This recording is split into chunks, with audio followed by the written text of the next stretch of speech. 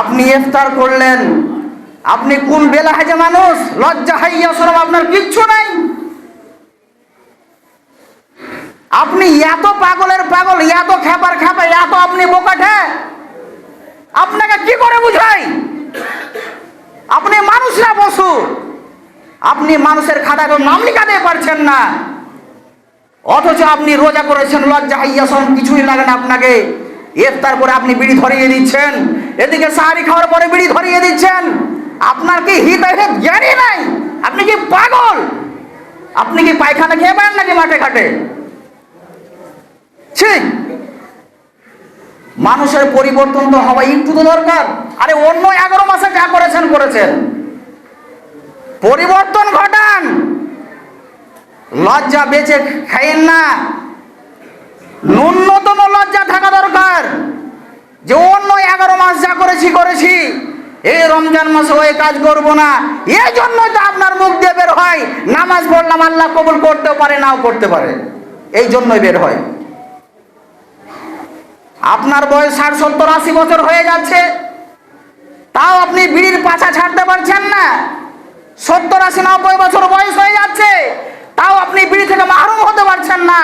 আপনার বয়স শেষ অবস্থায় যাচ্ছে, তবু আপনি হারাম জিনিসগুলো ছাড়তে পারছেন না।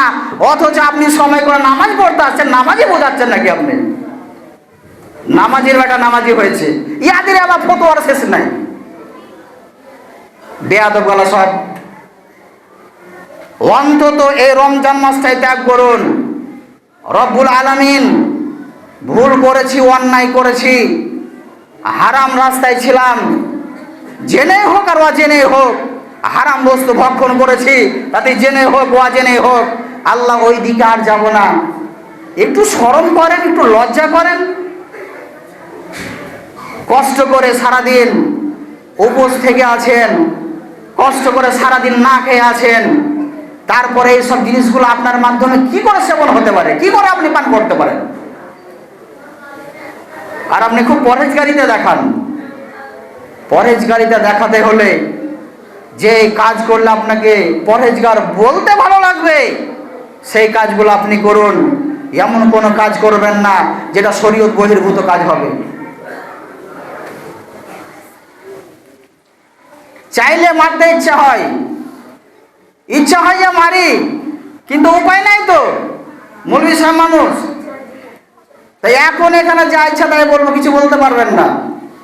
আমি এই জন্যই বলছি যে আপনাদেরকে ভালোবাসি, অন্য কিছু নয়।